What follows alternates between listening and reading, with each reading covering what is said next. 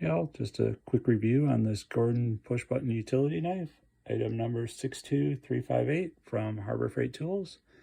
Now I saw this on a video from Max Level EDC about the tools you can get, or the EDC gear from Harbor Freight for under 10 bucks.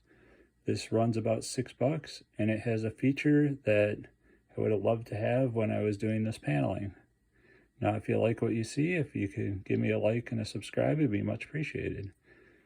So now this is kind of like your standard push button. The only thing that I found is it definitely, like the Milwaukee, does not flip, so it's not the fidget toy version. It's kind of a manual.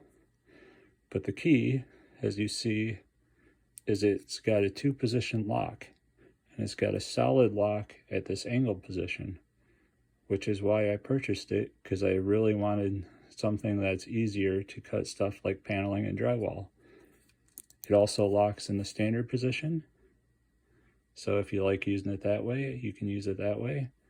But what I found when I use knives like this Irwin or this old Sheffield, when you're cutting drywall for 2 to 4 hours a night for a couple weeks straight and longer on the weekend, you put a lot of pressure on your wrists and you'll be pretty sore by the end of the night. So what I'm hoping, if I have any more home improvement projects, that this angle will be a little bit more natural cutting motion and kind of an angle for holding it, and I won't get the wrist discomfort that I had using those knives. And that's pretty much what I purchased it for. I've used it here or there so far, and I really like it.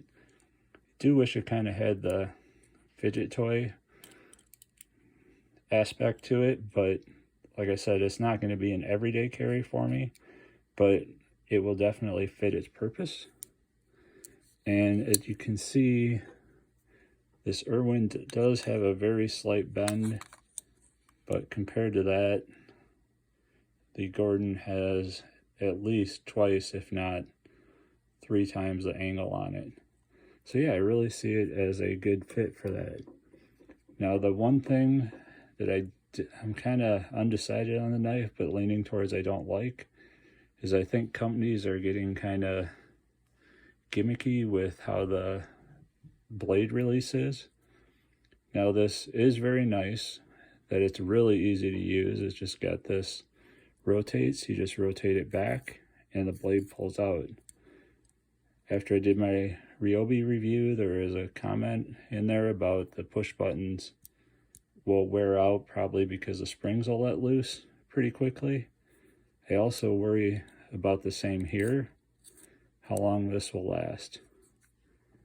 You know, I think they're trying to make them more user-friendly, but I'm warning that they're giving up reliability. This is a well-used 15-year-old, at least 15-year-old Sheffield.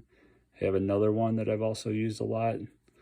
You know, this has just a more standard blade release. It's a little bit of a pain to use because when you try to go like this, if you're not careful, it pushes open.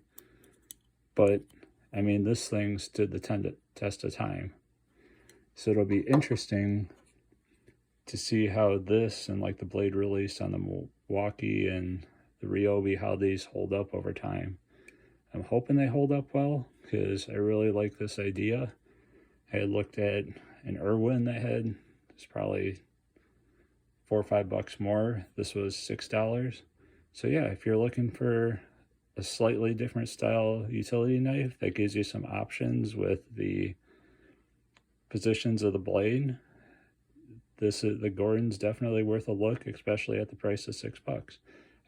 One last thing, I will say that right now I looked on the website. I hope it's an old picture because what I've seen even recently in there is the button lock version with the 2 positions. The website has more of a lockback picture of a lockback with the same part number. I'm hoping that's an older version, and I'm guessing this is a newer version, but I can't say for sure. But this is what I saw last time I was in the store, which was about a month ago. So yeah, hope you enjoyed the video. Take care.